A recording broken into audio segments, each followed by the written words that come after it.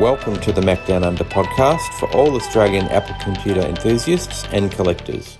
Welcome to episode 19 of the Macdownunder Podcast. I'm Justin, and thanks to everyone for tuning into the podcast so far, and for the likes and comments. And certainly last week seemed to be pretty popular, our discussion about how to present your collection. But please keep the comments coming. It helps us to work out what you would like to see in future episodes. And today, in fact, we're sort of touching on some recommendations about future topics, but we're going to discuss second-hand pricing, and we're going to roll in a little bit about exorbitant prices that we've seen out there as well, not naming too many names though. And we're going to share some of our experiences and ideas around how to set a price, or in my case, setting a budget, because I rarely sell stuff. And we'll also cover some collecting news, upcoming events, and recent finds. And so, time to say hello to my co-host Matthew. Hi Matthew, how are you? What have you been up to since the last time we saw you? Hi JD, hi everyone, great to be back. And it's been a pretty busy week since we last spoke. First off, for both of us was some preparation for PAX, which I know we're going to talk about shortly. Here we go. Yeah, so it was, a bit of preparation in getting a few machines. So there's 5 Apples that were on display here. I was, thrilled to be able to contribute 3 of them, though one of them didn't make the whole weekend, unfortunately. But that's the nature of vintage tech. Yes. But it was a bit of preparation for this event. Making sure everything was cleaned up and had software ready to go, which is always fun when you're trying to get stuff off of Macintosh repository or Macintosh Garden onto the various older versions of things. So that took up a bit of time, JD, and also getting ready for this week's coming Reconnect event, which is the Claris one that we've been talking about. So yeah, very much focused on conventions this last week, and like I mentioned to you off camera, I'm sure some of these machines thought that they were into their retirement, but will be surprised to find themselves back out at out at conventions doing the hard yards. So it's been a bit of fun. Well and truly, because there was a post from Channel 10 News showing PAX, and in fact there was news reports about PAX and the thousands of people that went through. But there's a picture of the actual exhibit that your machines are in. You can see the back of the 2E screen and just a glimpse of the Plus and your Quicksilver as well. So they got pretty heavy use at PAX. Yes, so they did. So it was just an extraordinary event. First time I'd attended. In fact, I have to say I didn't actually get to attend the days when it was open to the public, but just attending the venue and seeing how it how grand it is, and the scale at which everything's been set up is just incredible, fantastic. So I'm already looking forward to next year, so I can get there and hopefully be invited back to exhibit, but at the very least attend as a patron. So it was great. So JD, what about you? I know you contributed to PAX as well. Yeah, same. I presented a showcase really of the Apple and manufactured by Bandai Pippin. But big shout out to Cameron, who was the organizer of the retro gaming section. And it just occurred to me as you were talking then, Matt, that maybe in the future there'll be a whole Mac museum exhibit and booth at PAX perhaps, because certainly possibly, retro gaming looked really, really popular in the videos. So yes, like yourself, getting my exhibit ready, in my case for a static display, but I needed to make sure that they were clean and presentable, and I made some information cards up for them as well, and left some cards around with the QR code for the podcast. So hopefully we've got a few new viewers today as a result of that.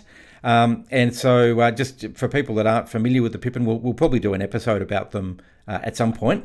But the one on the left is the At-World, which was sort of the second release that Bandai had in the black. And you can see there's quite a few accessories. So the machine came with the modem and the hand controller, the boomerang controller they call it, and an office suite in my case. The keyboard and touchpad on the left, or pen pad on the left, was an optional extra, which I managed to find separately. So that's a pretty complete At-World system. And the one on the right is actually a development unit when they were first writing software. So this is what the software developers would have been sent. And the main difference, you can see the SCSI cable hanging out the back of it. That literally is hanging out the back of it. That's the key difference, because people might know that the Pippin runs Mac OS 7.7.1, I think it is, but it's got a ROM lock on it. So you need a particular key in order for your software to run on it. And so you can't just plug any old hard drive or CD into it. So as a result, they sent it out with its own I/O so that the developers could save their software. And it also came with a floppy drive unit, which is pretty rare to find. Pretty much the only ones that you find are attached to development units. And the Boomerang controller there, that's a remote infrared version. Now that was separate, that wasn't part of the developer unit, but I needed a Boomerang controller for it, and that one came up pretty cheap, and I thought, a wireless one would be pretty handy. So that was my exhibit, but even boxed, yeah, thanks. Even boxed out in the garage, I still had to clean it, because these, we've had these down at the Mac Museum to have a look at yes. in the past. And even after a couple of months in a box, I still had to do a fairly big clean to make sure they were spick and span. So anyway, so that was my my prep for the convention, and to be honest, probably focused most of my attention in my Mac collecting over the last couple of weeks. I've got to say, one little count, you probably can't quite see it in the photo, so I'll put it back up again. What I had forgotten was the marketing for the Pippin. You might just be able to make it out, possibly not. The way Apple insisted you spelt Pippin was P''P''N. So in other words, upside down I, which I had completely forgotten until I'd actually got the machines out and was making up the cards. And I thought, I've got to put that on the display card as well. Is that an apostrophe or an exclamation mark? Oh, exclamation mark. Quite right. Exclamation mark. Yep. So, yeah, just the things you forget, but we were quite quirky at the time to try to make a point of difference. Very anyway, cool. we'll come back and talk about them again, I'm sure. Yes, there's an episode topic for a future episode, absolutely. Certainly is. So, on to today's episode. So we've had some suggestions, and also a friend of the show recently asked me to provide an opinion on setting a price for their iMac they were wanting to sell. And I've got to tell you, I am the worst person to ask pricing advice from, because I only buy, so of course the cheaper the better as far as I'm concerned. And so I really don't have an eye for pricing. And I guess, as I say to everybody, and Nick from Apple's Anonymous and I chat about this a fair bit, particularly when we're down at the museum. And I say, well, if you're selling, or someone's selling something that I already have in my collection that's working, like, I don't want to pay a lot for it because I've already got one. Why would I spend a lot of money? However, if it's something that I don't have and I'm actively looking for, then people know about my $100 limit. They laugh about it a little bit, but I'll well and truly break it if there's something that I'm really searching for. And there's some notable things recently we've spoken about on the channel where I've well and truly broken the limit to get things from overseas that I wouldn't otherwise be able to get. But in this particular case with the iMacs, because I'm actually looking for a slot load Strawberry, so if anyone's got one, message me. Reasonable offers only, please. I've been out there having a look at pricing, because as iMacs come up, like I see them because it's in my search. But what I was sending back to our friend was, I've seen them from anywhere between $50 and $300 on Marketplace and Gumtree in working condition, pretty much all the same condition. And on eBay, I've seen them for like up to $800, $900, sometimes even more. In fact, I think we had some a few months ago on the show that were much more than that in box. And if you go back to the eBay history for the last few months, in fact, the only iMac that sold, G3 iMac that sold in the last few months, sold for $390. And even then, I can find one on eBay for $180 by it now in the same condition. So the prices are just all over the place. And they're in the same state, same model, same color. There was nothing special about them. It's just that the prices are crazy. So if you're buying, how do you decide what's a good price? I guess that's the premise for today's discussion. And if you're selling, more importantly, how do you set a price? Which is the question that I was asked. And, as I said, I'm terrible at doing that. What have you noticed when you've been looking through the secondhand prices for the Apple collections for Mac Museum? Yeah, look, I have to say there's a couple of variables that always come into play. And, the big one, of course, is what the condition of the item is. But outside of the actual item itself, it's going to be the location. Where is it actually, where is it in the world? And then the option to either ship or pick up only. So, and we can reference back our shipping episode from one of the early episodes that we did there, JD. But they're the two or the three big variables, and the two just related to the logistics side of things, which I think really weigh in on where something's going to end up and what it will sell for, particularly on eBay when it's potentially an auction format or a best offer format. So. My findings have been similar to you there, JD, as well. It is, I've got a couple of stories which I'll share, but it is that some things, the range can be so huge for very similar items, like you just mentioned with the iMac there, which is which is very interesting. Yeah, and I think I've mentioned a few times that I've been looking to fill out the gaps in my Apple keyboard collection, and there's a couple of weird ones that for some reason I just can't find here in Australia. So thinking about shipping in particular, as you just mentioned, and it's not an uncommon keyboard. It's the Apple design keyboard, so the last model of the extended ADB keyboard. So there's lots of them around, but there's one particular one that's got a narrow medium height foot that just doesn't seem to be in Australia. If you've got one, let me know, because I'm looking for some. Mind you, I have actually just bought one from the US. And even then, looking at this, so there were a few available in the US. And I've seen one that just dropped in price to $5 US, which is fantastic. And I've also seen them at over $100 boxed and so forth, but some of them not boxed at that price. And I just can't reconcile the difference. And certainly if someone's tested it and they can guarantee it's working, that's an advantage. But there was a lot of quite expensive models. Anyway, so I didn't end up buying the $5 one for exactly the reason you mentioned. Buying the $5 one meant paying something like $30 shipping to my shipping agent. Whereas if I bought one that was on auction for $10.99, I'd only pay $10 shipping. The total package came in $10 cheaper. And I know we're not talking big bucks here, but every cent counts sometimes in your collecting budget. And so I was lucky enough. I won the auction, only bidder at $10.99, and so that one's winging its way to me. But I wouldn't mind having a second. So if anyone out there has the narrow medium foot, or want to know what it looks like, let me know. I've actually got a PowerPoint about it that I was going to share with people if necessary. And I've had similar experiences when I was collecting mice, a few months ago for the mouse episode, where some of the rarer mice, like you could get them for $60 or $70. In fact, from one of the sellers we're actually going to talk about today. But similarly, a few $100 from other sellers, and they're rare, but like they're not that rare. So it's a bit it's worldwide. It's not just in Australia that this phenomenon is happening, unfortunately. I'm not really a seller, as I've mentioned. I'm most definitely a buyer. But you've had a few things for sale that recently, like since the Mac Museum's been open, and I've always thought that they were pretty reasonable. How do you go about setting your price? Yeah, look, I do try to sell a few more things as I have some duplicates come in, and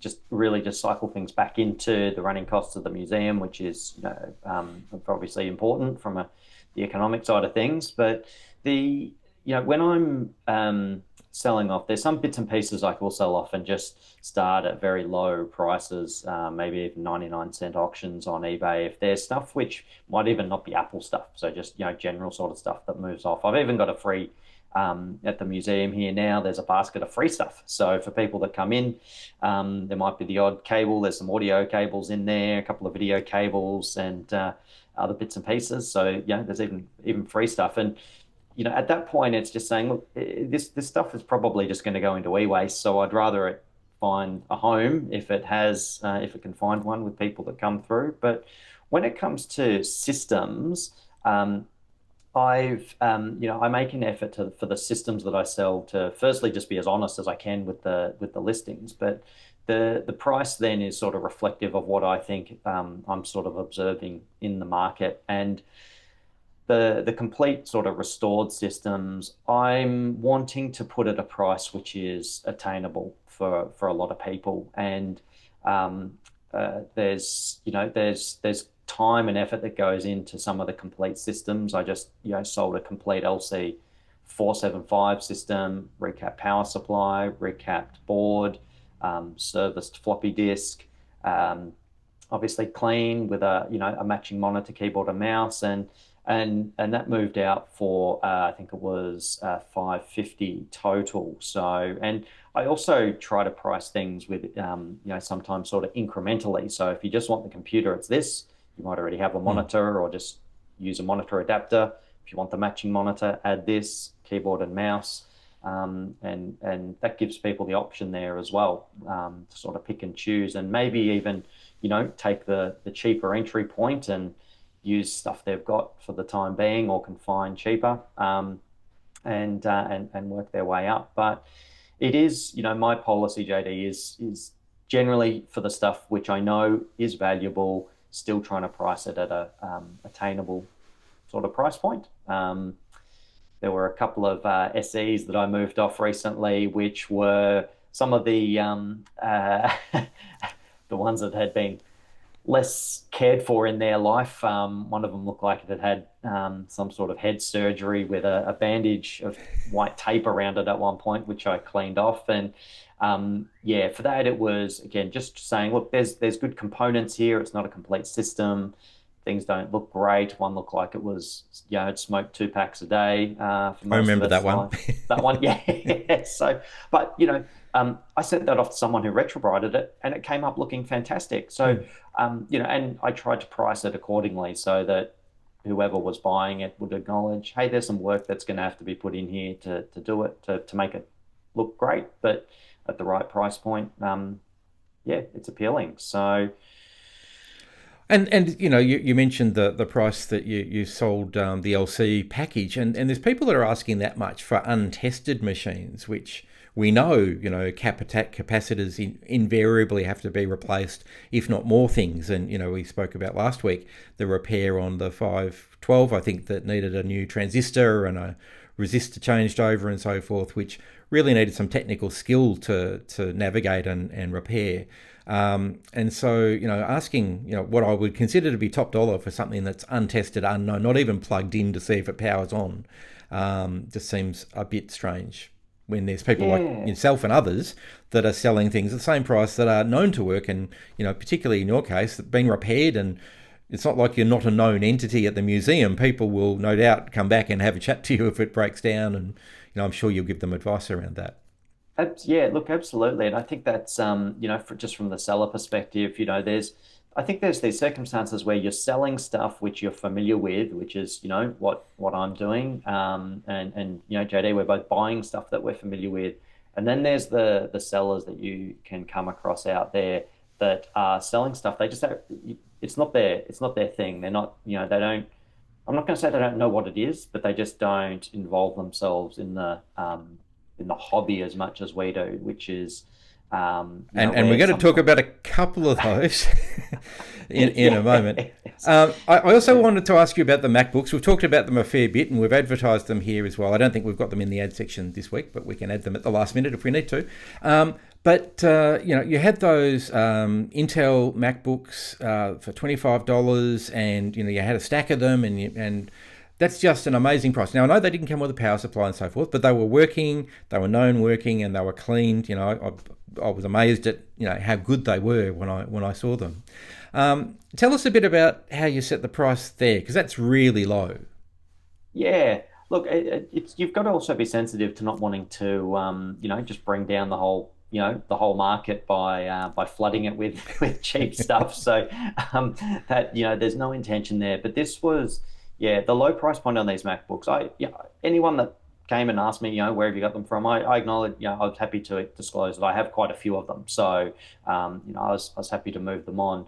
But it was, again, just sort of assessing to say, okay, well, somebody either has a power supply kicking around in their drawer, or they're going to have to buy one. And if they have to buy one, it's another $20. So, reasonably speaking, having a look at some other sales that other listings that were on Marketplace and eBay, the going price was sort of about $50 for something that was in, reasonable condition and known to be working with a power adapter. So it was, just trying to put it at a price point there, which was obviously appealing enough that people would be keen to buy it. But also, I was thrilled that I've sold a heap of these. I've still got a few, but I've just got to put some work into those ones before I'm happy to see them listed again. But I was so thrilled to see that there were kids buying them, and there a couple of them, their parents said, "Yeah, we've got a power adapter from our old MacBook that we had at work," or something like that.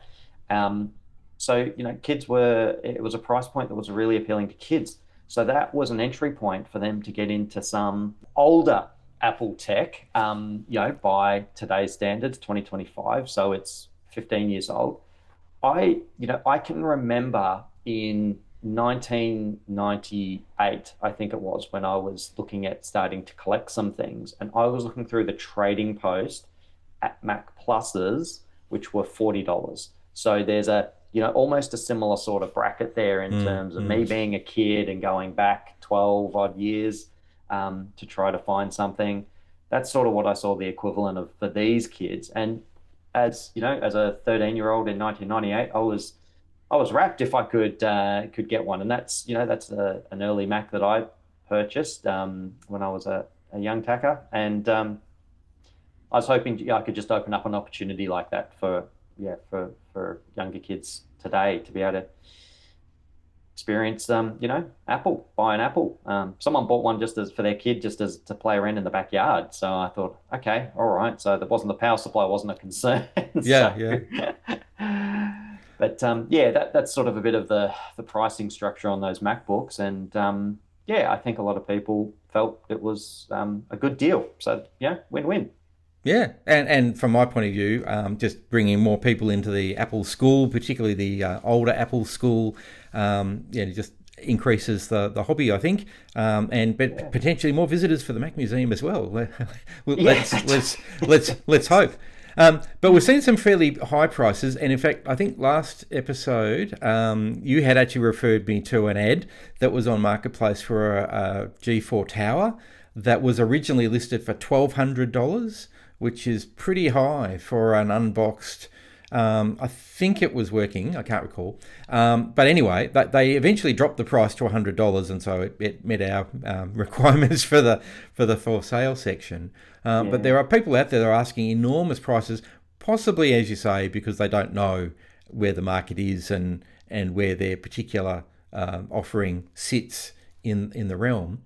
But boy, there's some really high prices out there. And Josh's Mac Museum actually suggested that we do a whole episode about exorbitant prices. And I'm not so sure that we'll do that, but I think we might spend a little bit of time talking about some of the interesting exorbitant prices that I've seen. And look, we know that there are things that are genuinely expensive. So Lisa ones and Apple ones complete. Well, we know they go for a lot of money, and we talk about those in the news occasionally because they are newsworthy, because they're fairly iconic and there's not many of them in the world. But then there's things like this particular one that is still on eBay and gets a fair bit of chatter from time to time. So this is a set of the Twiggy drives that actually go into an a Lisa one. So they are rare. I can guarantee that they're rare. But I'm not sure that they're, in Australian dollars, $140,000 rare, because as far as I'm aware, the last sold Lisa one went for about that, if not slightly less. So, the price just seems just a tad high. Mind you, there's 56 people following it. I'm one of those. It's more morbid curiosity than anything else. Tempted by that at all, Matt? That one I'll have to let go through to the keeper. That one, I'll let one of those 56 people that are looking at, or 55 other people, JD. yeah, I have a I crack. reckon. I reckon I know quite a few of those people off some of the Apple collector lists, just sitting there watching to see what happens. Another one that's a little bit closer to home, because I think we've talked about this one before, is from a different seller in the US. In fact, he's even brave enough to put his name on the photograph. So this is the fairly rare navy blue LCD studio display. And I think we've talked about this one privately before. So currently it's listed at just under 8,000 Australian dollars plus shipping. Makes the shipping look pretty cheap, actually. But it is something you're looking for. So, is this a price that you would consider? It's not something I would consider, I've got to say, because I've got one. No, I've got mine as well. It's the graphite one. Oh, it's the graphite one. Oh, I picked the wrong one. Yeah. No, but I Okay. think it's there's a couple of people that came in recently to the museum and said, the second time they'd ever seen one of these. So they are, this blue one is quite rare, and I know there's a couple of people that would love to get one too. But yeah, so it is something which is, it's got a lower price than the Twiggy drives, which is, I'm I've just got a saying better one. it's Wait for it.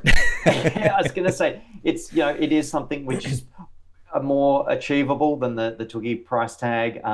But you'd have to say you have to be really keen if you're going to pay that for one of those monitors in particular, despite how sought after they are. But the market determines the value of things. So yeah, Now, this seller, people in the know will know, gets a fair bit of shade in the internet community, and goes well. He's known by a particular nickname in the broader community based on the background that he uses.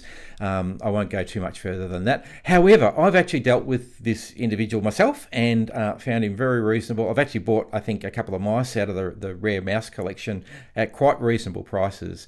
So I'm not quite sure what the motivation is behind some of his for sale items, but I couldn't have this conversation and not talk about this one. So for those that are unaware, this is the JLPGA. So this is the Japanese Professional Golf Association version of the PowerBook 170. I gather it's genuine, given the price tag. And so it was a special version with these colours in it, dating back to the 90s. And it was awarded or handed out to, I think, most of the participants in that match, or it might have been the awardees, but there was a group of people from the match. So it is pretty rare. But at $1.5 million Australian dollars, I don't know that, like, an Apple One doesn't sell for that yet, or at least a one. So I'm not quite sure what the seller's idea is in the pricing. I think it's, I've got one and I want to show you, but I don't intend to ever sell it. If you're gonna buy it, it'd need to be $1 million American. I think that might be the motivation, which might be his motivation against some of the more expensive items too. That I really don't want to sell this, but if you make me an outlandish offer, I'll take it. By the looks of things, you can't even make an offer, which means it's I think it does lean to what you're saying there, JD. It's if it had the make an offer button there, am I missing it? But it's No. there's no. So I don't know. Yeah, crazy. You could certainly message them like you can any other seller, but I have about mice and asked some questions about some mice that I thought he might have had that I didn't, and been very responsive and actually very helpful as well. So I don't want to criticise him too much, but he does have some really interesting offerings on the internet. Any other thoughts about some of those outlandish deals? Oh gosh, I think look, it's some of these will actually get purchased at some point. That's also something which is interesting, just to sort of spectate some of the stuff that does get sold. eBay is, sometimes all right at showing us sale history. Sometimes it's a bit difficult to work out what things sold for when the make an offer option is there. But yeah. I think there's risk of eBay artificially increasing and decreasing the value of things, which is, when things are only coming up once every now and then, but we know in the in the circle here, that they're not that rare. Yeah, it can be interesting to spectate. But yeah, wow, I'm still blown away. I'm almost speechless just by some of the prices there, particularly that power book, which, again, I'm going to say the second thing I could get flamed for here is that I just don't find it a very appealing item. It's rare. I know that. I'd love to have one at the museum, but just aesthetically, it's not one I'll be buying because I think looks cool, put it that way. Yes, So, yes. yeah. Well, it is an interesting variation. And again, those in the right circles know there are other people that have got private sales where you'd be able to get one significantly cheaper than $1 million for sure. Yes. Yes. But that takes me to the other extreme, and you talked about the 99-cent auctions yourself, Matt. And in fact, last week we highlighted 2 auctions that started off at 99 cents, and I think I'm sure I said at the time, hats off to those sellers for starting at a low price and letting pretty much the Australian market determine the value. And in the case of the Mac 512, it did sell for over $100, which is a reasonable sale. Yep. But it wasn't in the 5, 6, 700. So I thought that was quite a reasonable sale and started off well. And I think the PowerMac 6100 at the time we're recording is actually still listing, but it's just over $100, which again for that particular item is quite reasonable. And it's got the cable that's worth $100. Nick tells us so. It'll probably sell for a bit more than that, I suspect. And hats off again to those 2 sellers, 2 individuals, for letting the market decide, which is probably the best way to go. Yes. So just to wrap up, some suggestions if you're buying. Do your research. Clearly that's what we're talking about here, because without having done some research, we wouldn't be able to have this conversation. So it's certainly what Matt and I both do. And as Matt mentioned, look at past auctions, and I certainly do that as an indicator of what the likely price is. But don't use it as a guarantee. Make sure that you have set yourself a reasonable budget.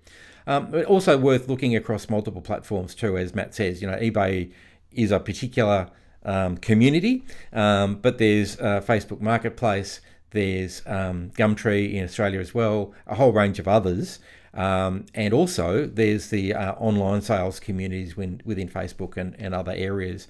I tend to use the Facebook ones, where the selling community, in fact, have their own for sale items, as I'm sure people know. So there's a whole range of places to sort of get opinions and set your pricing from. So set a budget is my other suggestion. I do that, although it doesn't look like it sometimes. And I think Danny, friend of the show, is actually pretty good at this. He says there's always going to be another one. I think you've suggested the same thing yourself in previous episodes, Matt. So unless the thing is extremely rare, stay within your budget and hold the course. And I guess remember, it's a hobby. This is a hobby that we've got, and it's meant to bring us joy.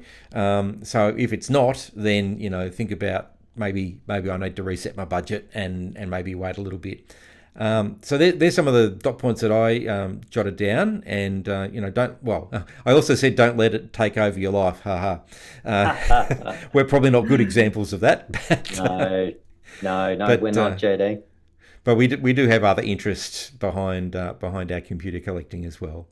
Did you have any other suggestions about? I know you've been collecting for just as long as I have. Yeah, look, just to reiterate the one about there'll usually be another one that comes around. So again, I think it's just like anything when you're buying it.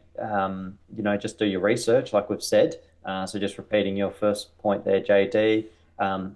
Pop down to the museum, have a chat with us. We can more than happy to have a talk through something before you put your hand in your pocket to fork over your hard-earned cash. And I think the only other one I'd just add, JD, is that if you are interested or inclined to do repair work, then you are also going to have another avenue to build up a collection potentially a lot cheaper than someone that is just looking to buy fully complete units. So, and you can liken that to the automotive space, motor enthusiasts as well. So there's some parallels there, that buying something that might need a little bit of work done, if you can do it yourself, all the better. It is it's sometimes still expensive to get other people to do the work, but it is a hobby which I think in a lot of instances allows people to do some of their own repairs for reasonable sort of prices. There's skills involved, but that's just another approach. So it is, and I might pick up that point when I get to the for sale section later, because I certainly had to make some decisions about whether I talk about things or not based on whether they were in known working condition or not. Because there's a couple of nice things that are out there at the moment, but they will absolutely need repair. So they're cheap if you know what to do, as you say, but a bit of a money pit otherwise. Yeah, and that brings me to, I suppose, just the bonus point to that one is that as I experienced at PAX with a monitor that I thought was solid and going to go the distance, unfortunately it didn't. So this stuff does fail. So if you're spending big dollars on things as well, maybe talk with the seller to get some sort of assurance, not assurances, there's no warranty, but just maybe some comfort that, there has been some preventative maintenance work done to, potentially limit the chances of things failing. But I think that's about it for me, JD. Great. So how do you set your prices or a budget? Do you use any tricks that we should be aware of in terms of how you set your pricing or how you set your budget? What would you like us to talk about in future episodes? Please let us know down in the comments. We'd love to hear from you. Now today, Matt's between PAX and he's now got the Connect event in a couple of days, in fact very soon. So he's got to rush off to do other things to get prepared.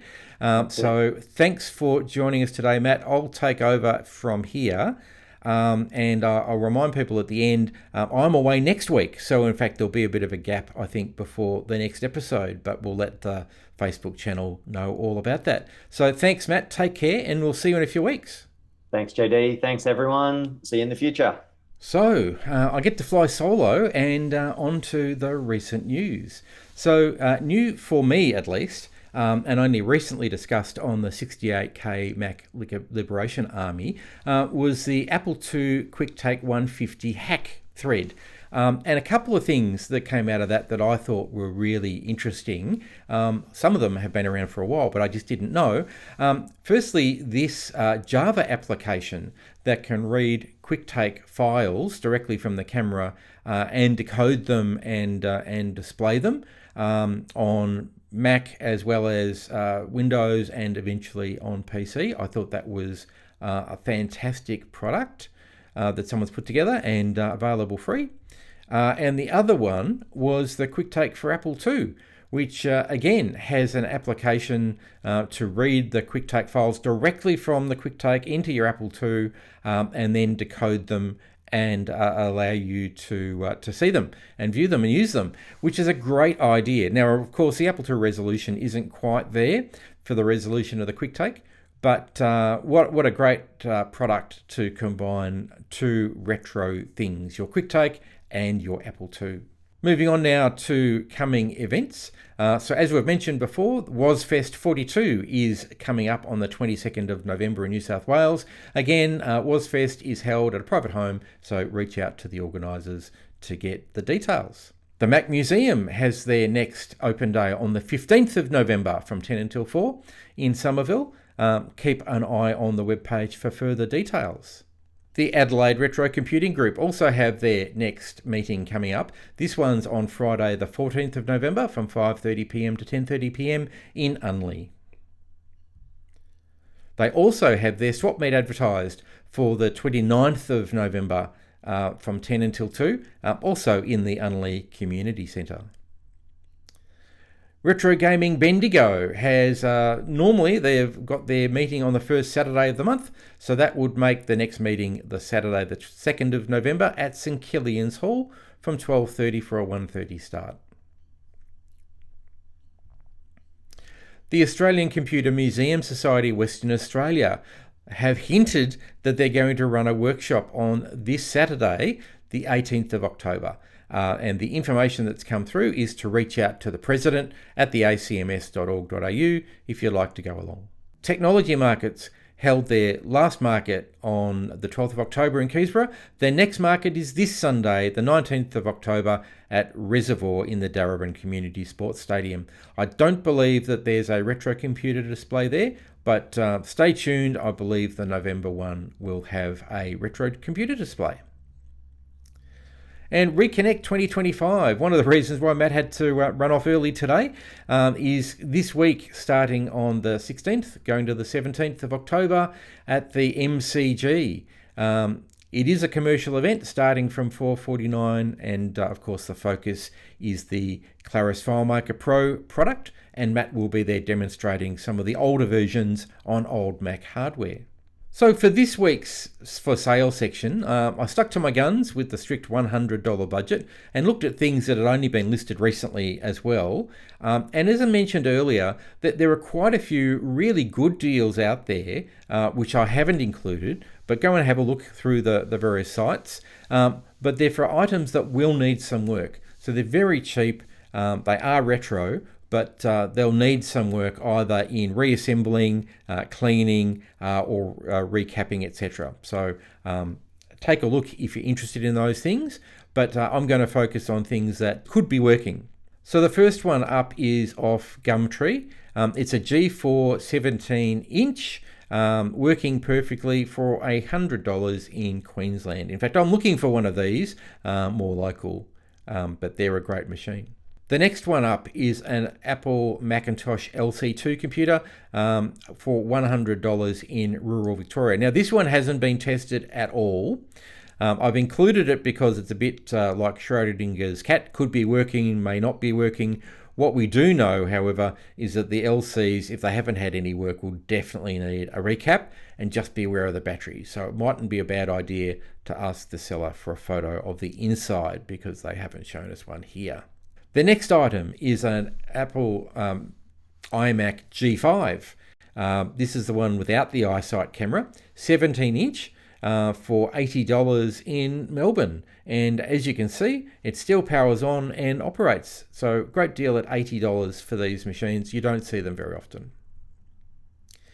Next up is a Power Mac G5 Tower for $65. Now, apparently they've got 4 of these at $65, and whilst they don't talk about their condition and there's no photos of the insides, the fact that there's video cards and they look to be in great shape, I'd make contact with the seller if you're interested in one of these and get some more information. But if they're intact and potentially working at $65, they're a great deal. And again, another one of those Schrodinger's cats, this Apple iMac, not sure of the year, $50 from Launceston.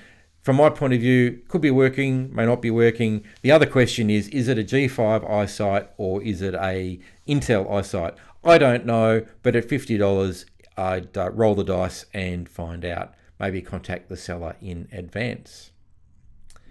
And this last item I thought was really interesting. It's only $4.99 and it comes from Perth, interestingly enough. But as you can see from the picture, it's actually a trading card that was, I presume, sold or given out by the New South Wales Fire Service. And it talks about the New South Wales Fire Service using computer simulation training on an Apple IIe. Isn't that fantastic? So I thought this card was a nice commemorable, $4.99, really cheap. Interesting that it's coming out of WA when it's a New South Wales card, but I don't care. It's an Apple IIe on the picture, and what a great piece of history to buy. Well, that's it for episode 19. Thanks to Matt for helping us out today on a particularly busy week, and of course he's had to run off and get ready for other things. I hope you've enjoyed the discussion around setting your budget or setting a price. We just thought it was something that was worthwhile covering, particularly given some recent conversations we've had with friends at the museum and in fact down at the museum. So next week I'm taking a break while I travel around country Victoria. But we'll be back the following week with episode 20. So we'll be back then. Make sure you like and subscribe so you don't miss out. Until I see you then, please stay safe, take care, and see you in a couple of weeks. Thank you for joining the Macdownunder Podcast. Don't forget to like and subscribe, and we'll see you again soon.